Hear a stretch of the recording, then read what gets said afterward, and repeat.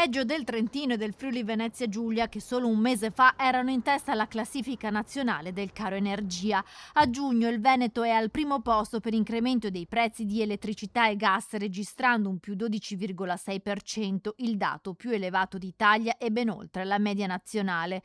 A rilevare questo triste primato l'elaborazione di Confartigianato sui dati Istat, che fotografa gli effetti delle tensioni geopolitiche internazionali sul costo dell'energia.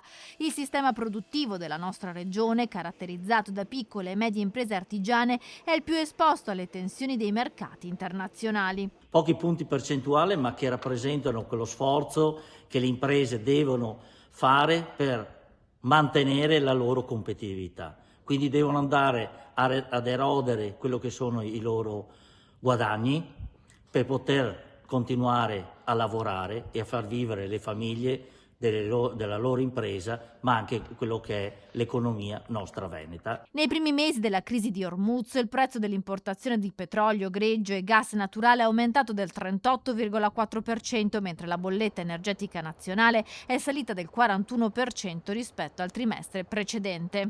Purtroppo la situazione del Golfo e quindi aver ricominciato la guerra nello stretto di Hormuz ha portato ad aumenti ulteriori e quindi a costi per le nostre imprese. Nostre piccole e medie imprese che rappresentano un treno importante per l'economia veneta, e quindi questo va purtroppo ad aggravare, portando le nostre imprese a essere in difficoltà per quello che riguarda la competitività, i costi dell'impresa, ma soprattutto quello che sono i margini alle nostre piccole imprese. Ovviamente l'aumento dei costi di produzione si riflette sui prezzi finali e rischia di frenare gli investimenti, così come la produttività delle aziende.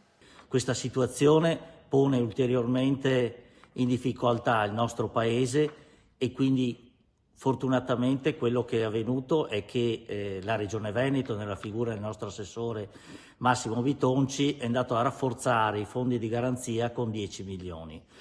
Il tema quindi energia e gas da un lato e credito dall'altro sono i due temi che dovremmo d'ora in poi cercare di lavorare per migliorare e poter far continuare a vivere le nostre imprese per quello che è il loro futuro in questa situazione molto difficile. Nel primo trimestre del 2026, rileva sempre Confartigianato, i prestiti alle piccole imprese venete sono scesi del 5,5% rispetto allo stesso periodo del 2025, confermando un calo che prosegue dal 2022.